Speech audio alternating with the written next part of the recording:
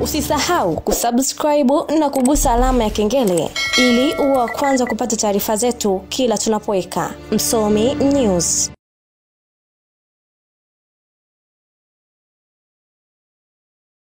Naomba sasa nije kwenye hoja za wabunge zilizotolewa kwa kuzungumza. Mheshimiwa Spika, katika mjadala wa hoja za bajeti, Mheshimiwa Mrisho Gambo, mbunge wa Arusha mjini, aliwasilisha tuhuma nzito kuhusu miradi miwili mikubwa inayotekelezwa na halmashauri ya jiji la Arusha, yaani ujenzi wa jengo la utawala la halmashauri na ujenzi wa soko la Semunge.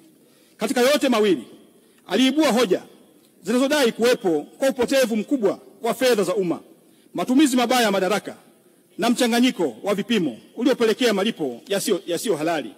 Mheshimiwa Spika, kwa heshima kubwa, kwa heshima ya bunge hili na kwa maslahi ya taifa, nina wajibu wa kuweka bayana ukweli wa mambo haya. Taarifa ya uchunguzi na ufuatiliaji imekamilika. Kwa kibali chako, Mheshimiwa Spika, tutakuwa tayari kuiwasilisha mbele ya bunge lako hili tukufu kwa namna utakavyoona inafaa. Lakini kwa unyenyekevu mkubwa, niruhusu niseme maneno ya mwisho kabisa. Mheshimiwa Spika, TAMISEMI ni wananchi na TAMISEMI ni serikali hasa. TAMISEMI ni serikali hasa.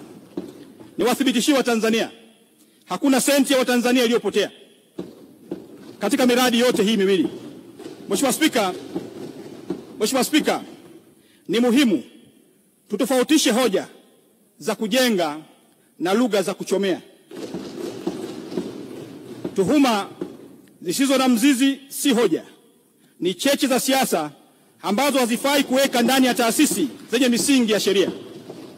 Miradi ya maendeleo haijengwi kwa maneno bali kwa mchakato. Tuhoji kwa hoja na tusihukumu kwa jazba. Mheshimiwa Spika, TAMISEMI itaendelea kulinda uwazi, kuchukua hatua za uwajibikaji na kuhakikisha taasisi zake haziingii katika hofu ya sababu ya siasa za majukwaa. Kama kuna jambo la kuchunguzwa, tutalifuatilia hasa. Lakini kama ni juhudi za kuwaza visasi kupitia minong'ono ya kisiasa, serikali hii haitatoa nafasi hiyo. Mheshimiwa Spika, nashukuru sana kwa fursa hii. Naomba mwongozo wako. Wakati Mheshimiwa Waziri anahitimisha, alitoa maelezo ambayo yalinigusa moja kwa moja kwamba maelezo aliyosema ni ya uongo. Lakini Mheshimiwa Spika, kuna taarifa kwamba jiji la Arusha walisaini mkataba wa bilioni 6 na milioni 241, na katika mkataba huo nilitoa maelezo katika bunge lako hili kwamba kuna badala ya kuandika mita square waliandika cubic meter 1128, na ambayo ilisababisha kuongeza kiasi cha milioni 252,672. Lakini nilitoa maelezo pia kwa badala ya kuandika mita square 734 waliandika cubic meter 734, ambayo ilisababisha kuongeza gharama bilioni 1,575,616, ambayo ni sawa na bilioni 1.8. Kwa mkataba ulioingiwa wa bilioni 6.241 kiuhalisia utakiwa mkataba wa bilioni 3.46.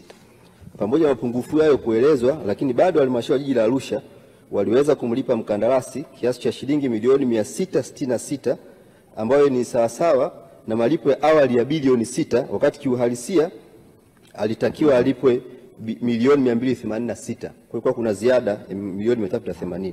Lakini pia mkandarasi alipo malipo ya awali ya milioni 900. Mheshimiwa Gambo, ili tuende vizuri. Ndio. Hayo unayoyasoma yalikuwa sehemu ya ule mchango wako ambao sasa hivi umesimama ukieleza kwamba waziri umesema uongo. Ndio Mheshimiwa Spika. Ama haya ni mapya? Hapana, yalikuwa ni sehemu ya mchango wangu ambao ni zaidi ya bilioni 1 na milioni 800 zimeingizwa kinyume cha mkataba na hakuna marekebisho. Kwa hiyo naamini Mheshimiwa Waziri amepotoshwa. Kwa hiyo nilikuwa naomba kama inawezekana pate mwongozo wako. Ngoja ili tuelewane vizuri. Mheshimiwa Waziri wakati anajibu hakujibu hoja yako moja, na sababu ni moja tu, kwa sababu mimi siku ile baada ya wewe kuchangia nilimwelekeza Mheshimiwa Waziri kwamba wafuatilie hayo mambo ambayo umeyasema. na leo wakati akihitimisha amesema kwa ufupi, kisha akasema anasubiri nitatoa muda lini kama nilivyokuwa nimeahidi. Kwa hivyo ni mpaka atakapotoa sasa ufafanuzi wa hayo mabilioni, kwa sababu yeye hajataja hicho kiasi unachokisema wewe kwenye mchango wake, hajasema. Yeye amesema kwa ujumla. Lakini Mheshimiwa Spika ametaja kwamba kuna soko la Samunge ambalo hakuna ubadhirifu wowote, na mimi sikusema kwamba kuna ubadhirifu kwenye soko la Samunge, bali nilisema kuna milioni 500 zina miaka miwili kwa ajili ya machinga na mpaka leo hazijatumika. Kwa hiyo maelezo yake aliyotoa amepotoshwa nao waliwatuma. Naomba mwongozo wako Mheshimiwa Spika kwa upotoshaji ambao Mheshimiwa Waziri ameufanya hapa bungeni. Mheshimiwa wabunge,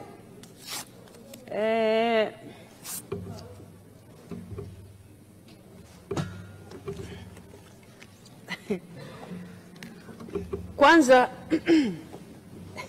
nianze na hili la mwongozo, kwa sababu kama nilivyotoa ufafanuzi, Mheshimiwa Waziri ameeleza kwa kifupi akitaka apewe nafasi kama ambavyo nilikuwa nimeahidi ili atoe ufafanuzi juu ya hoja ya Mheshimiwa Gambo. Na maadamu hiki kinachoombewa mwongozo kinahusiana na hiyo hoja, basi tutasubiri muda atakapopewa Mheshimiwa Waziri wa kufafanua, hapo sasa ndio atakuja na hoja zinazofuata Mheshimiwa Gambo. Sasa kwa hiyo kwenye jambo hili lililoombewa mwongozo na Mheshimiwa Gambo hakuna mwongozo unaotolewa, kwa sababu jambo lilikuwa bado limeombewa muda ili lije lifafanuliwe hapa ndani.